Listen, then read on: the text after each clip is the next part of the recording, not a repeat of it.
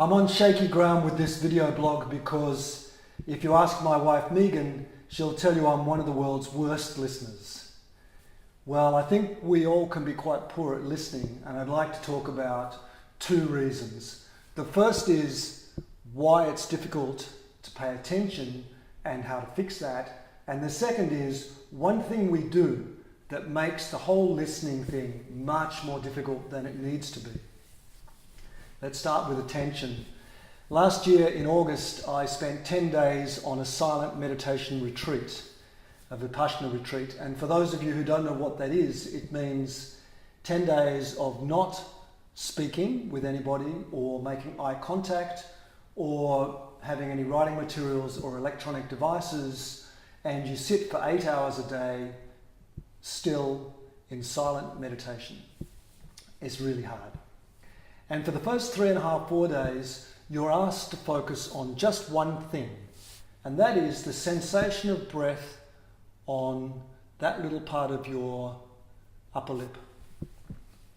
Just one thing. How easy could that be? Well, that's extremely difficult. Just try it for a minute or 5 minutes and see your thoughts invading as you try to do that. And the reason it's very difficult is your breath is highly predictable. You can easily predict your breath. And whatever is easily predicted, we don't pay attention to. And that's why when you come home and have a standard conversation with your partner or your family where you say the same things day in, day out, you don't listen. You don't listen because you can easily predict.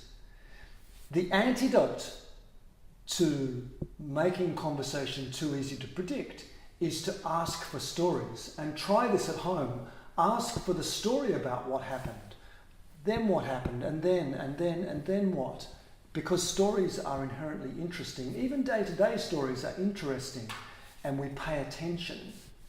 If you listen to the best interviewers, the best in-depth interviewers, the David Lettermans, Craig Fergusons, in the United Kingdom, Michael Parkinson, or even Graham Norton. In Australia, we have Andrew Denton. These people are brilliant at getting the other person's story. They want to know, how did you feel? Then what happened? Then what? And they prompt just to get the story. And a couple of things happen. First is you will listen because stories are interesting. And secondly, the other person will feel that connection because people like telling their story. They feel listened to when they're able to tell their story. So that's clue number one. It's more interesting if you get a story. And the second thing is something we do that makes it very difficult to listen. Here's a model of your brain.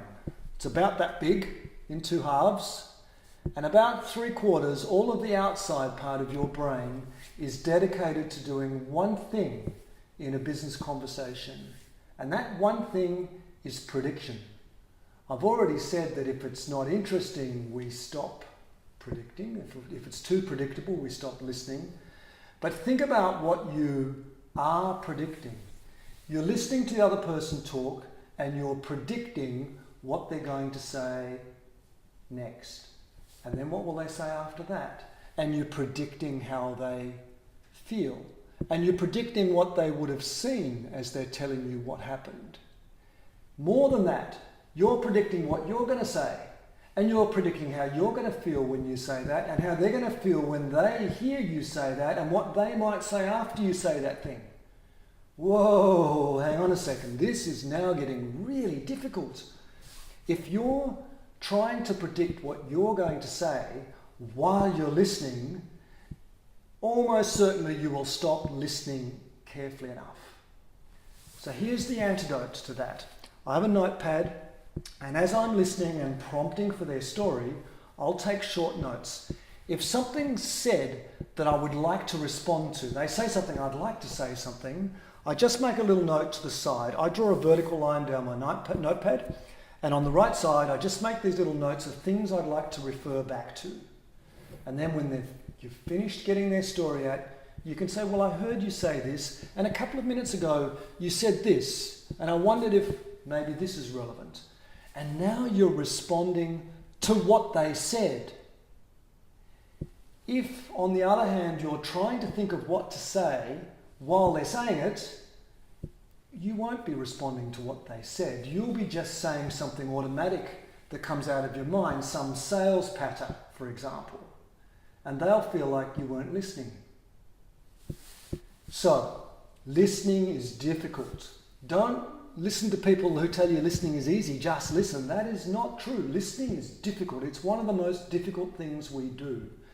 You can make it easier on yourself by firstly getting the other person to be more interesting by prompting for their story, and secondly, not trying to figure out what you're going to say until they've stopped. And that will mean silence. Listen to Jordan Peterson on YouTube, for example, when he's asked a question. He will stop and think for several seconds. It seems uncomfortable, and to you it might seem like an eternity, but it's not. You're giving yourself time to properly respond, to answer exactly what they're saying. And that's different from just saying something. So, get their story. That'll be interesting. Don't try to speak as you're listening. Wait until afterwards. And I think you'll find your conversations, both at home and your business conversations, go much better. I'm Mike Adams. Thanks very much for listening.